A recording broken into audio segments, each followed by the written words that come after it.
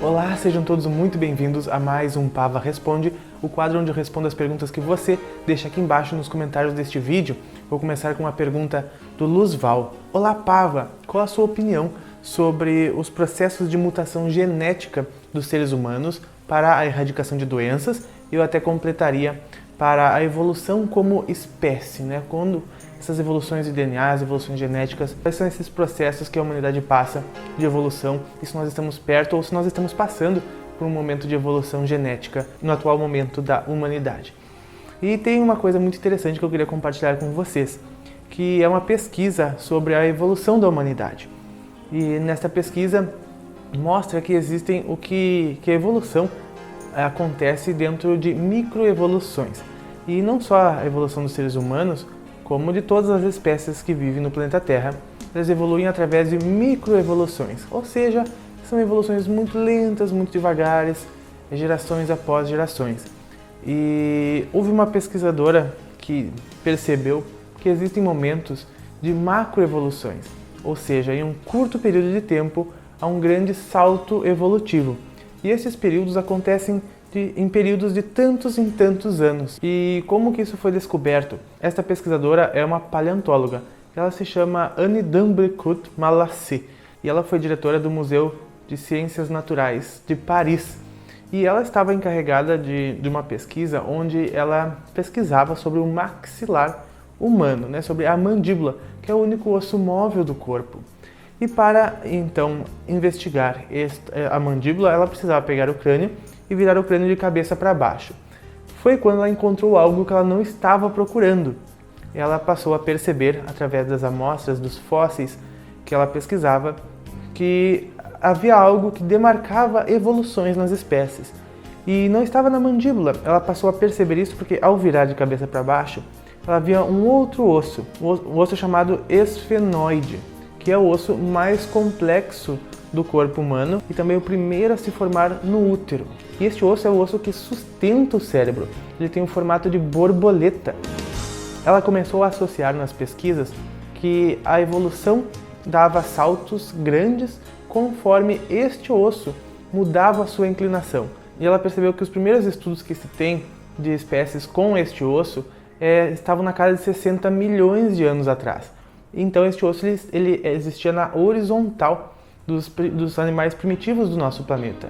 E que todos os ossos, todos os esqueletos destas épocas tinham este osso na horizontal. E havia neste período todo, milhões de anos, uma microevolução. Porém, há 40 milhões de anos, 20 milhões de anos depois, os ossos que eram encontrados já tinham uma modificação na inclinação deste osso, na inclinação do esfenoide. O esfenoide, em vez de estar na horizontal, ele inclinou um pouquinho. E isso fez um momento de macroevolução, onde a partir daquele ponto na história, todos os fósseis passaram a apresentar uma grande evolução em todas as espécies do planeta Terra. Inclusive, a próxima inclinação, a terceira grande inclinação deste osso, foi há 20 milhões de anos e deu origem aos macacos. A partir de lá surgiram os macacos da forma como nós hoje vemos os macacos como macacos. E na verdade ainda era o antecessor do macaco. Então começaram-se as microevoluções novamente. Depois um grande salto na evolução com uma nova inclinação deste osso. Ela percebia que essas grandes evoluções só aconteciam com a inclinação deste osso, né? Ela percebia que as macroevoluções, as evoluções grandes, só aconteciam a partir de uma nova inclinação do esfenoide, desse osso mais complexo do nosso corpo. A terceira inclinação deste osso foi há 6 milhões de anos e deu origem ao Australopiteco, né, Australopiteco. A quarta inclinação deles deu origem ao Homo erectus e a quinta inclinação dele deu origem ao Homo sapiens, a nossa evolução. Entre estas inclinações, as evoluções eram muito pequenas, porém dava-se um grande salto de evolução com a inclinação deste osso. Inclusive foi quando o ser humano deixou de caminhar sobre 4 patas, né? 4 membros e passou a caminhar sobre 2 pernas. E o que fez cair a teoria das savanas, onde nós passamos a caminhar sobre 2 pernas a partir do momento que nós precisávamos buscar o alimento nas alturas e nos defender dos predadores enquanto atacávamos. Essa teoria caiu também com este osso, com a descoberta da inclinação do esfenoide, porque foi a partir desta nova inclinação que não mais os fósseis andavam sobre 4 pernas e sim passavam a andar sobre 2. Então este osso é o responsável pelas grandes mudanças na evolução da humanidade. Então, com uma nova inclinação deste osso, possibilitava que o cérebro se reagrupasse em formas cada vez mais complexas, possibilitando também uma maior massa cinzenta. E assim, claro, desenvolvendo o intelecto dessas gerações. Uma das coisas mais interessantes que Anne Malassez descobriu foi que conforme este osso inclinava, o esfenoide inclinava, ele inclinava em todo o planeta ao mesmo tempo, que todas as espécies achadas a partir de uma data tinha este osso inclinado no planeta inteiro, seja nas Oceanias, na Ásia, na Europa, provavelmente nas Américas também, na África, ou seja, no mundo inteiro, com distâncias continentais. Esta mutação foi ao mesmo tempo, foi no mesmo período da história, e todas elas a partir da mudança deste osso. Então veja que interessante, é uma mutação que acontece ao mesmo tempo em todos os lugares do planeta Terra, e isso caracteriza para nós, que existe algo que está promovendo esta evolução. E nós estamos percebendo também que esta evolução é cada vez mais rápida.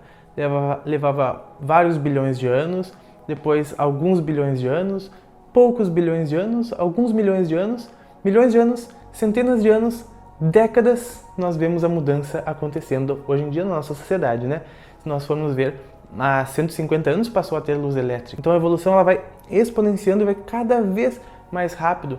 Há 12 anos atrás passou a existir a internet para todos. Então eu acredito que a nossa evolução como ser humano também precisa acelerar, porque ela também precisa acompanhar a capacidade que nós vamos ter, que nós teremos de gestar toda a nossa sociedade, todo o nosso ambiente. E hoje em dia os pesquisadores encontraram crianças que estão nascendo com modificações na inclinação deste osso.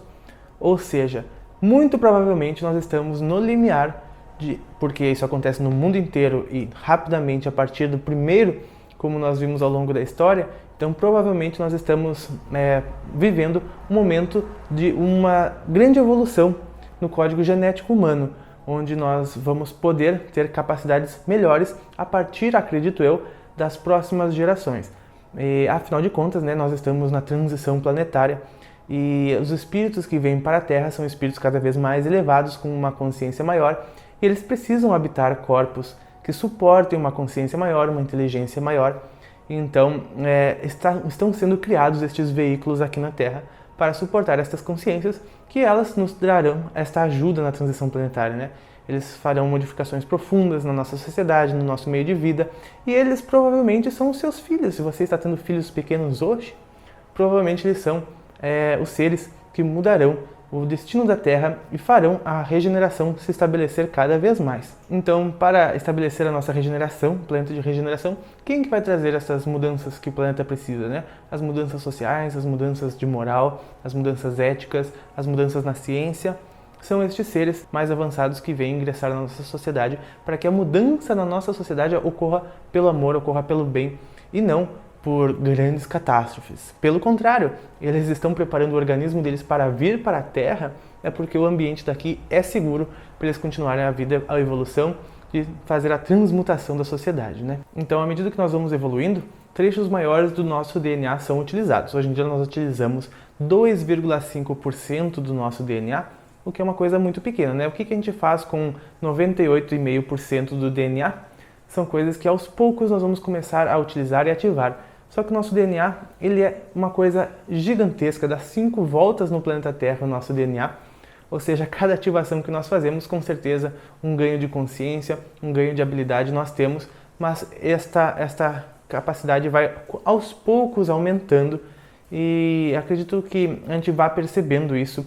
Eu tenho certeza que nos próximos anos nós vamos perceber que as nossas percepções aumentaram bastante, as nossas sensibilidades aumentarão bastante, nós inclusive começaremos a perceber novos aspectos da realidade que agora no momento nós ignoramos. Isso eu digo em questão de muitos poucos anos, porque isto força a regeneração, força com que a gente mude, transmute, tenha novas percepções, também novas percepções na escala de massa do planeta Terra. E acredito que essas evoluções elas são vindas não só através do Sol, com as erupções solares, que elas propiciam modificações no DNA, uma vez que tem uma força magnética muito grande, e também são provindas através de pessoas que têm contato com seres que são responsáveis por fazer essa mudança, esse update genético na humanidade, que ocorreu ao longo de todas as gerações, está ocorrendo novamente. E nós, na nossa encarnação, nós vamos ver isso, nós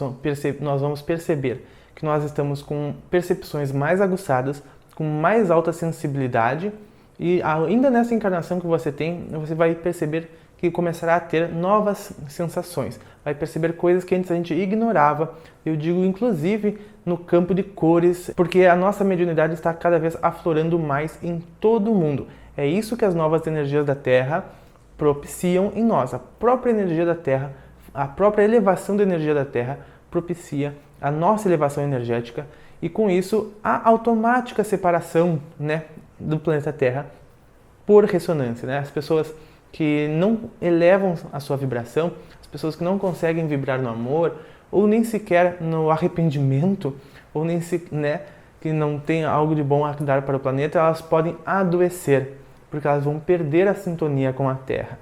E assim, permanecer na Terra as pessoas que já têm uma maior sintonia.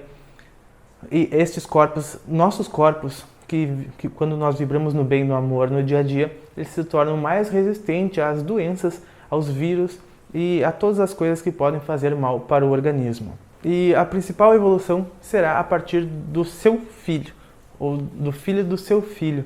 Cada um deles virá com uma evolução ainda maior, acredito que com o esfenoide um pouco mais inclinado, então comportarão consciências maiores, digamos assim, consciências com mais mérito e mais evoluídas, no entanto, né?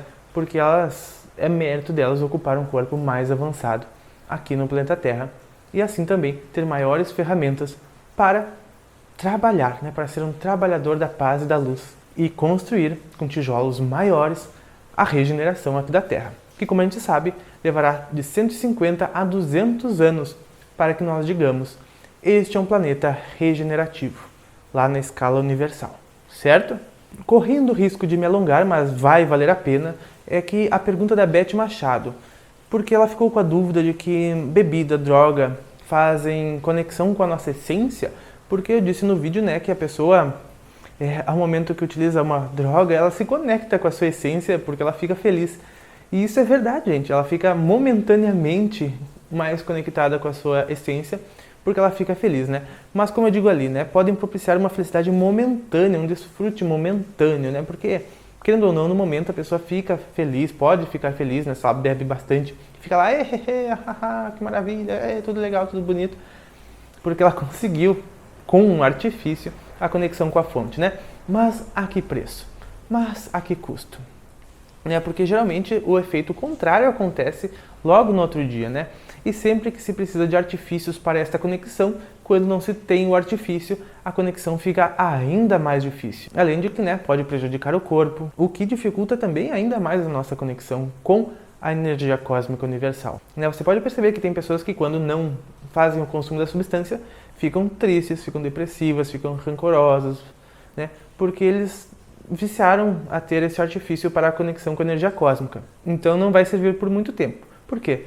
Porque a alegria é a verdadeira conexão, né, com a fonte cósmica universal. Todos os pensamentos negativos que preocupam, que dão tristeza, que dão mágoas, são pensamentos que cortam a nossa conexão com a fonte, com a energia cósmica universal, que nos abastece de energia, que faz a gente ficar ainda mais feliz. E todos os pensamentos baseados no Brahma, né, que é Deus, que é a energia cósmica universal, que é alegria, felicidade, coisas positivas, coisas alegres, todas estas coisas, além de desobstruir os nossos canais para a conexão com a energia cósmica, o que propicia também um reiki, um passe espírita, né, um Qigong, Chokurei, enfim, eles são coisas que nos dão energia, limpam as nossas conexões para que nós nos conectemos com a energia cósmica universal e dali nós temos mais chances de continuar conectados com ela até que o primeiro pensamento negativo venha e dê uma tapadinha nesta conexão. Então, por isso que muitas pessoas usam droga, né? Porque é a única forma que elas estão conseguindo de ter essa conexão com esta fonte de prazer interior. E por isso que o amor, ele é a verdadeira droga, entende? Porque algumas pessoas só encontram na droga o que o amor tem. Isso me lembra o pergaminho de Crato, deixo aqui a recomendação. Alguns procuram equivocadamente no álcool e em outras drogas o que o amor produz. O amor é o sentido mais necessário da vida. Os sábios conhecem o segredo e só procuram o amor. Os outros o ignoram e por isso procuram o externo. Bom, o vídeo de hoje ficou um tanto longo, mas no próximo tem mais respostas com as perguntas que vocês deixarem aqui embaixo, tá bom? Deem like nas perguntas que vocês gostarem. Eu espero que vocês tenham gostado. Se você não é inscrito, por favor, se inscreva no canal. Um grande abraço e até mais!